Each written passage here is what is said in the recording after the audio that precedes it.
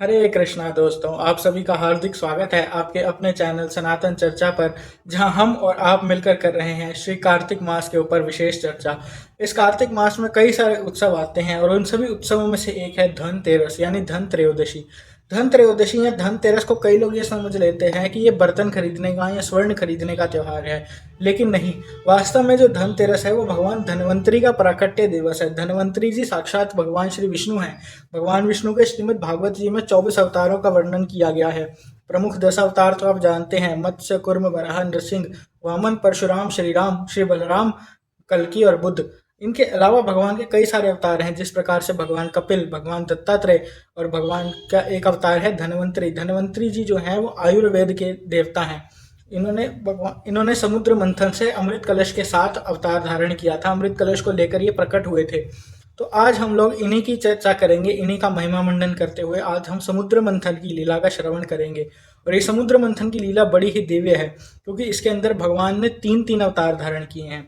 कौन कौन से भगवान ने अवतार धारण किए हैं? कुर्मा अवतार, धन्वंतरी अवतार और मोहिनी अवतार ही भगवान ने अवतार धारण किए हैं। तो जब ये समुद्र मंथन की लीला कैसे हुई, इसके बारे में थोड़ी चर्चा करते हैं। सबसे पहले, वास्तव में एक समय महर्षि दुर्वासा जी देवराज इंद्र से भेंट करने के लिए आए और उन्होंने उन्हें एक वैजयंती पुष्पों से बनी हुई बड़ी ही सुंदर माला भेंट की। ये माला जब देवराज इंद्र ने देखी तो अहंकार वश, क्योंकि वो देवताओं के राजा हैं, इस बात का उनके अंदर अहंकार था और इस अहंकार से गर्वित होकर उन्होंने ये माला जो है अपने ऐरावत हाथी को दे दी। ऐरावत हाथी भी कम गर्वित नहीं था। ऐरावत हाथी ने ये माला अपने पैरों में घेर कर रौंद डाली। जब ये दुर्वासा ऋषि ने देखा, दुर्वासा ऋषि के बारे में आप सभी जानते हैं कि बड़े ही क्रोधी ऋषि हैं। जिसको भी श्राप दे दे उसका कुछ ना कुछ बुरा तो होता ही है। लेकिन वास्तव में दुर्वासा ऋषि के जितने भी श्राप हैं वे संसार के कल्याण के लिए ही होते हैं। अब देखिए संसार का कितना बड़ा हित सिद्ध होने वाला है। अपने दिए हुए उपहार का इस प्रकार से निरादर जब दुर्वासा ऋषि ने देखा तो उन्होंने देवराज इंद्र को शक्तिहीन और श्रीहीन हो जाने का श्राप दे दिया।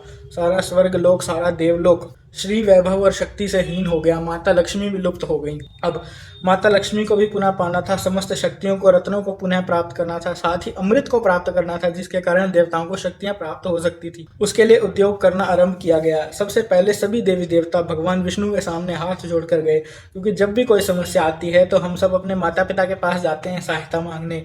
इसी तरह से संसार के जो पिता हैं, पिता हमस्य जगतो माता धाता पिता महा, भगवान श्री नारायण जो है वो सारे संसार के माता पिता और धाता हैं। और इसीलिए जब भी कोई समस्या आती है तो सारे देवी देवता भगवान नारायण की शरण में जाते हैं। और श्री नारायण जी ने सभी से कहा कि आप सबको समुद्र का, क्षीर समुद्र का, जिसमें भगवान विष्णु शयन करते हैं ना, वो क्षीर समुद्र दूध का सागर है। उस दूध के सागर, क्षीर सागर का मंथन करना होगा। लेकिन ये मंथन अकेले देवताओं के लिए संभव नहीं है, क्योंकि देवता शक्तिहीन है। इस मंथन में उन्हें असुरों की सहायता लेनी होगी। भगवान विष्णु ने उन्हें समझाया कि जब आप असुरों से बात करने जाएंगे तो आपको हर चीज के लिए हाँ बोलनी है। तो देवताओं ने प्रश्न किया कि देव असुर तो अमृत भी मांगेंगे। तो भगवान ने कहा आप उन्हें उसके लिए भी हाँ कर दीजिए, आगे मैं स्वयं संभाल लूंगा। जब भगवान विष्णु से आश्वासन पाकर सभी देवता असुरों के पास गए और उनसे मैत्री स्थापित की। असुरों का प्रतिनिधित्व महाराज बलि कर रहे थे, जो कि भगवान विष्णु के भक्त हैं, और देवताओं का भगवान इंद्र के द्वारा नेतृत्व किया गया था। अब इस समुद्र को मथने के लिए, जैसे हमें किसी दही को मथना होता है तो हम जो है मथानी का इस्तेमाल करते हैं, जो कि लकड़ी से बनी होती है, उसे बिलौनी कहते हैं, है ना, और रस्सी का इस्तेमाल करते हैं। लेकिन अब समुद्र को मथना है, और ये समुद्र भी साधारण समुद्र नहीं, क्षीर समुद्र है।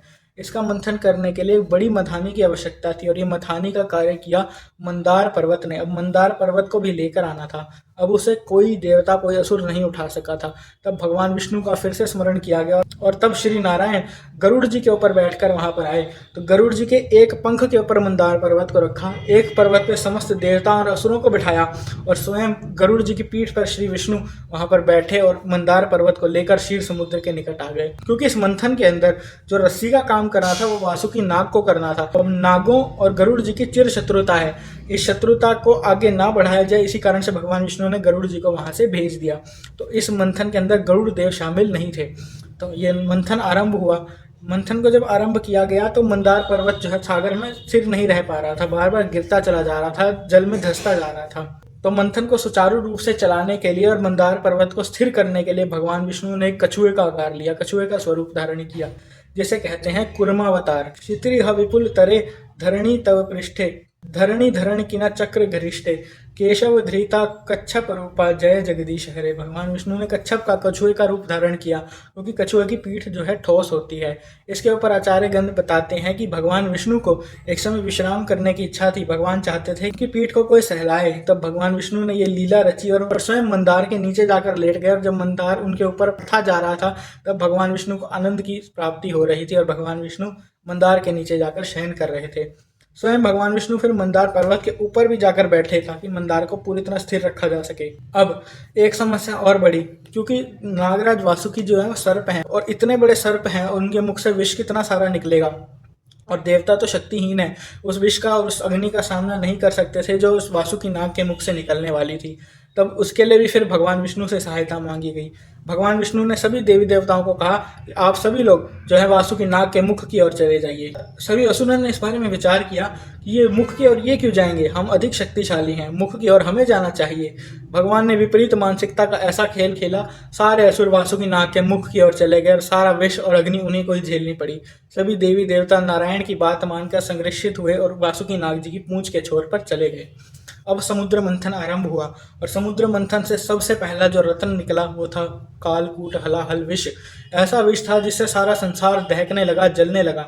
तब सभी ने फिर भगवान विष्णु से प्रार्थना की। तब भगवान ने कहा, इसमें आपकी सहायता मैं नहीं अपितु देवों के देव महादेव कर सकते हैं। महादेव के पास सभी देवी देवता गए, उनकी स्तुतियां की और भगवान शिव ने माता भवानी से, माता सती से प्रश्न किया कि हे भवानी, क्या मैं जाऊं? तो माता सती ने हाँ में अपना सिर हिलाकर भगवान शिव को इस बात की अनुमति दी। भगवान की समस्त लीलाओं में छोटे छोटे प्रसंग होते हैं जो कि हमें अनेक शिक्षाएं देते हैं। यहाँ पर महादेव का माता सती से प्रश्न करना कि मैं जाऊं या नहीं, ये एक उत्तम गृहस्थ जीवन के बारे में दिखाता है। माता सती जानती थी कि भगवान शिव को विष से कुछ भी नहीं हो सकता और भगवान शिव को भी किसी की अनुमति की आवश्यकता नहीं है। फिर भी एक सुचारू गृहस्थी के लिए भगवान शिव ने माता सती से प्रश्न किया और माता सती की हाँ मिलाने पर तभी महादेव समुद्र मंथन के पास गए। और समुद्र मंथन जहाँ पर हो रहा था, महादेव वहाँ आए और सारा विष अपने गले में, अपने कंठ के अंदर समा लिया। अब हमारे जीवन के अंदर भी क्या होता है, जब हम अच्छे और बुरे विचारों के बीच में अपने मन को मथते हैं ना, तो कई सारी बुराइयां, कई सारे विष युक्त वचन हमारे मुख से निकलने वाले होते हैं। आजकल लोग बहुत अजीब अजीब गालियां देते हैं, वो विष युक्त वचन वो कालकूट विष के समान है। अब महादेव जी हमें यहाँ पर सिखा रहे हैं कि इस समस्त विष को हमें अपने कंठ में रोक लेना चाहिए। और मुख से क्या निकलना चाहिए? मुख से निकलना चाहिए राम राम राम।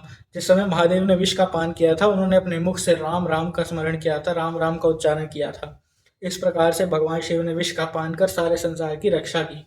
अब मंथन आगे बढ़ा, इसमें से अनेकों रत्न निकले। टोटल 14 रत्न इस समुद्र मंथन से निकले थे, जिनमें से माता लक्ष्मी भी एक थी।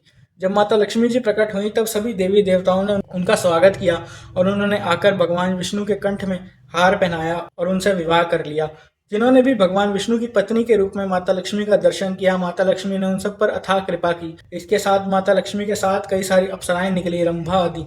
उसके बाद वारुणी मदिरा निकली, कल्पवृक्ष निकला, कामधेनु गाय माता निकली, उच्चैश्रवा अश्व निकला।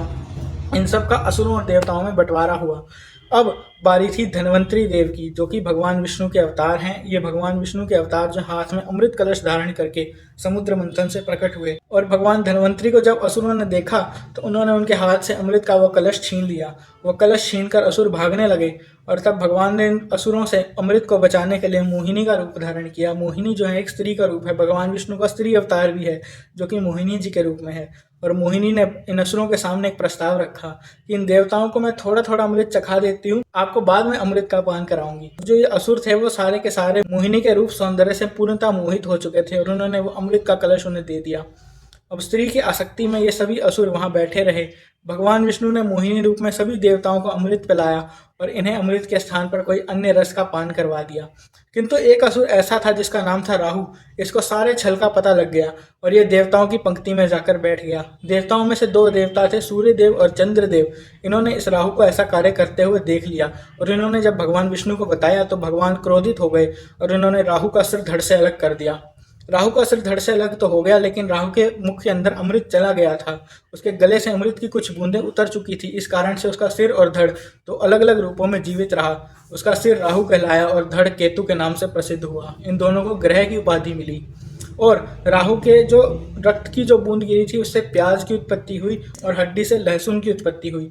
इसी कारण से ये आसुरी तत्व है प्याज और लहसुन, इसीलिए हमें भक्ति करते समय भक्ति जीवन में इनको मना किया जाता है कि प्याज और लहसुन को हमें नहीं खाना चाहिए, क्योंकि ये तामसिक वस्तु हैं, असुर से उत्पन्न हुई हैं, आसुरी तत्व है, इसीलिए इनका हमें परित्याग कर देना चाहिए। और साथ ही साथ साइंटिफिक स्टडीज भी बताती हैं कि जो प्याज है वो हमारे ब्रेन का रिस्पॉन्स टाइम कम करता है और हमें उग्र बनाता है, अग्रेसिव बनाता है, इसीलिए ऐसी वस्तुएं हमारे जीवन के लिए अच्छी नहीं है। तो आज हम लोगों ने भगवान विष्णु की एक बड़ी ही सुंदर लीला पर चर्चा की, जहां भगवान ने 3 अवतार धारण किए, कुर्मा अवतार, मोहिनी अवतार और धन्वंतरी अवतार। भगवान धन्वंतरी जिस दिन प्रकट हुए थे उस दिन को कहते हैं धन त्रयोदशी, धनतेरस। तो वास्तविक धन जो है वो हमारा भगवान का नाम है। हमें अपने अच्छे और बुरे विचारों को मत कर अपने मन से भगवान का नाम प्रकट करना है। राम राम राम, हरे कृष्ण कृष्ण कृष्ण हरे हरे, हरे राम राम राम हरे हरे। इस तरह से ठाकुर जी का नाम लेना है। इसलिए हमें अपने मन का मंथन करना होगा और तब हमारे मन से जो है अमृत कलश प्रकट होगा, जो है भगवान का नाम। तो ये मर्म है वास्तविक धनतेरस पर्व का, ना कि बाजार जाकर बर्तन और सोना चांदी खरीदने का। तो आज हम लोगों ने धनतेरस का महत्व सीखा और धनतेरस को कैसे मनाना चाहिए इसके बारे में चर्चा की। आप सभी को धनतेरस पर्व की और कार्तिक दामोदर मास की हार्दिक शुभकामनाएं। हरे कृष्णा।